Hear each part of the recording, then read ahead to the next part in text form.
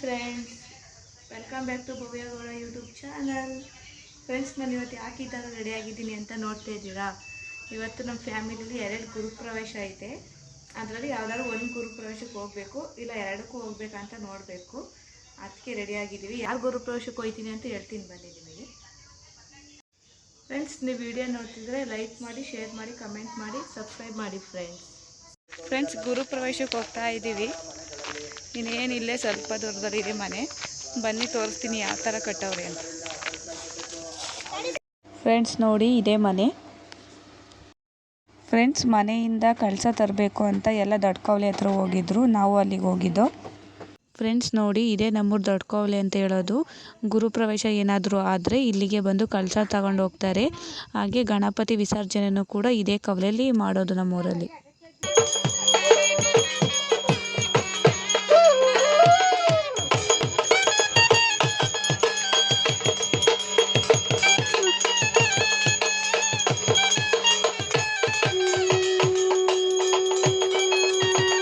Friends, ಗುರುಪ್ರವೇಶಕ್ಕೆ main ಏನು ಬೇಕು ಅಂದರೆ ಹಸು ಮತ್ತು ಕರು ಬೇಕು, ನಿಮಗೂ ಗೊತ್ತು. ಅದನ್ನು ಕಳಸ ತಗೊಂಬರತ್ತಕ್ಕೆ ಇಟ್ಕೊಂಡು ಬಂದಿದ್ರು ಪೂಜೆ ಮಾಡೋಕ್ಕೆ.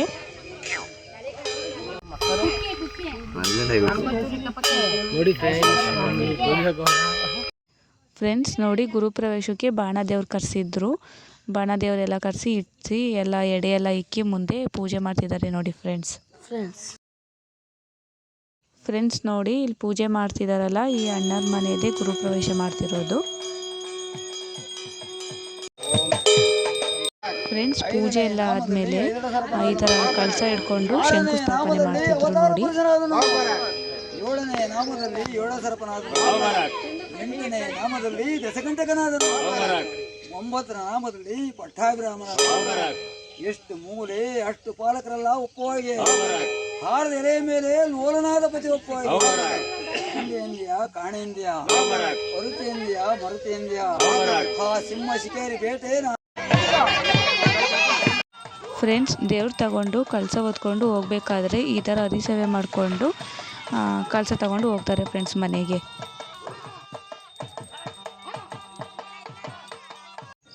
ಫ್ರೆಂಡ್ಸ್, ಕಳಸ ತಗೊಂಡು ಮನೆ ಹತ್ರ ಬಂದರು.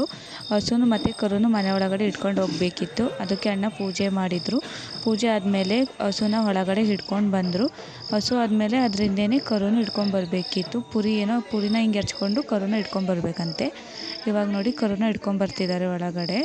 ಇಟ್ಕೊಂಡ್ಬಂದು ಹಸುಗೂ ಮತ್ತು ಕರಿಗೂ ಪೂಜೆ ಮಾಡಿ ಮತ್ತು ಈಚೆ ಇಟ್ಕೊಂಡು ಹೋಗ್ತಾರೆ ಫ್ರೆಂಡ್ಸ್, ಹಸು ಇಟ್ಕೊಂಬಂದಾದಮೇಲೆ ಹಾಲು ಕರೀರಿ ಅಂತ ಅಂದರು. ಅದಕ್ಕೆ ಹಾಲು ಕರ್ಕೋತಿದ್ರು.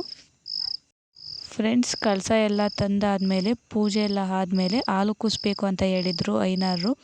ಅದಕ್ಕೆ ಹಾಲು ಉಗ್ಸೋಕ್ಕೆ ಏನೇನು ಬೇಕು ಎಲ್ಲ ಪೂಜೆ ಎಲ್ಲ ಮಾಡಿಕೊಂಡು ಅಂತೂ ಹೊಸಮನೆ ಗುರುಪ್ರವೇಶದಲ್ಲಿ ಹಾಲು ಉಗ್ಸಿದ್ರು. ಫ್ರೆಂಡ್ಸ್ ನೋಡಿ ಯಾವ ಥರ ಉಗ್ಗಿಸ್ತಿದ್ದಾರೆ ಅಂತ.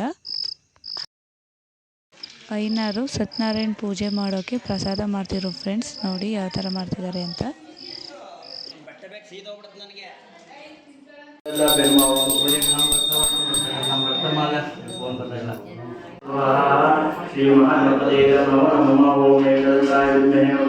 ಫ್ರೆಂಡ್ಸ್, ಪ್ರಸಾದ ಎಲ್ಲ ಮಾಡ್ಕೊಂಡು ಸತ್ಯನಾರಾಯಣ ಪೂಜೆ ಮಾಡೋಕ್ಕೆ ಸ್ಟಾರ್ಟ್ ಮಾಡಿದರು.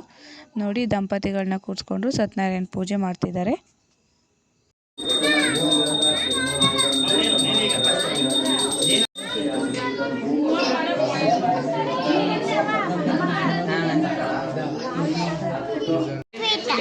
ಏನು ನಿಮ್ಮ ಡ್ಯಾಡಿ ಹೆಸರೇನು? ನಿಮ್ಮ ಡ್ಯಾಡಿ ಹೆಸರು? ನಿಮ್ಮ ತಂಗಿ ಸಂಯುಕ್ತ. ಫ್ರೆಂಡ್ಸ್, ನಾವು ಹೊಸಮನೆ ಗುರುಪ್ರವೇಶದಲ್ಲಿ ಮೊಯ್ ಬರೀತಿದ್ದೋ. ಮೊಯ್ಯೆಲ್ಲ ಬರೆದು ಯಾರೂ ಬಂದಿಲ್ಲ ಅಂತ ಸುಮ್ಮನೆ ಕೂತಿದ್ದೋ. ನಾವೆಲ್ಲ ಕೂತ್ಕೊಂಡು ಸುಮ್ಮನೆ ಹಾಗೆ ಮಾತಾಡ್ತಿದ್ದೋ. ಹಾಗೆ ಒಂದು ವಿಡಿಯೋ ಮಾಡ್ಕೊಳ್ಳೋಣ ಅಂತ ಸುಮ್ಮನೆ ಹಾಗೆ ಒಂದು ವಿಡಿಯೋ ಮಾಡ್ಕೊಂಡು. ಫ್ರೆಂಡ್ಸ್, ಏನು ಮಾಡ್ತೀವಿ ನಾವು? ಮುಯ್ ಬರಿತಾ ಇದ್ದೀವಿ. ಮುಯ್ ಬರಿತಾ ಇದ್ದೀವಿ.